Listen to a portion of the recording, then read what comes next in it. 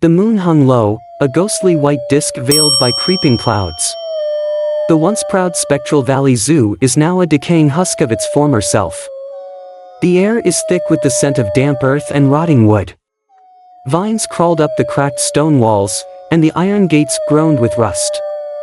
For years, no human had walked its paths. It looks like only the animals remained, the poor creatures who had been forgotten or too forsaken to be freed. In the far corner, the lion's den is a crumbling stone structure. The lions have matted fur and hollow eyes. Their roars are no longer powerful, but a haunting echo could send chills down your spine. They pace restlessly, their movements slow and labored, as if the weight of the years has finally caught up with them. The elephant cage is a vast, barren wasteland. The elephants, with their sagging skin and sunken eyes, move sluggishly. Their once proud trunks now drag along the ground, and their trumpeting is a mournful sound that reverberates through the almost empty zoo. They huddle together, seeking comfort in their shared misery. The monkey cages are full of rust and falling apart. The monkeys, once playful and energetic, now sit in silence, their eyes reflecting a deep sadness. Their fur is patchy, and their movements are apathetic. Occasionally, one will let out a soft, pitiful cry, a stark contrast to the lively chatter that once filled the air. The aviary is a dark, oppressive space. The birds, with their dull and ragged feathers, sit motionless on their perches. Their tweets are no longer cheerful melodies to the ears, but eerie, discordant notes that add to the unsettling atmosphere. Some cages are empty, their former inhabitants have long been dead. The reptile house is a cold, damp place. The reptiles, with their dull scales and lifeless eyes, barely move. The snakes lie coiled in their enclosures, their once vibrant colors faded to a sickly hue. The lizards' and turtles' movements are stiff and unnatural, as if the very life has been drained from them. Among the multiple desolate cages, one held a family of 4 pandas: Cow, the father, his wife May, their son Xiao, and daughter Feng. They had lived here for years, ever since the humans had stopped coming.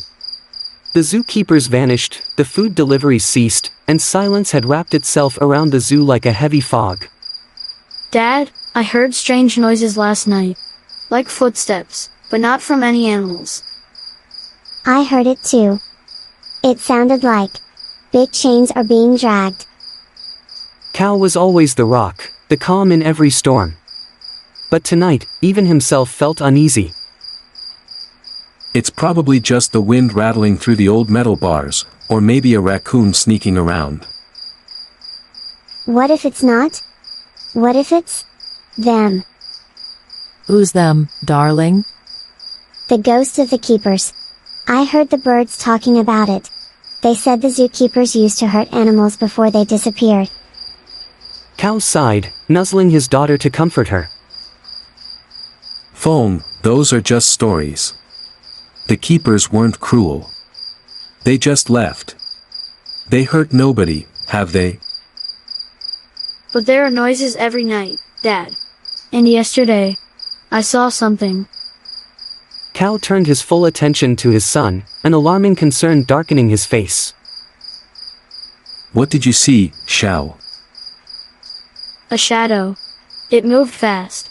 Faster than any animal I've ever seen. And it wasn't walking like an animal, either. It was tall. May's fur stood on end. She glanced at Bao, worry reflecting in her eyes.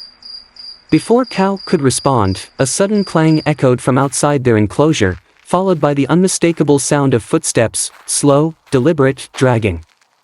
Everyone froze. What was that?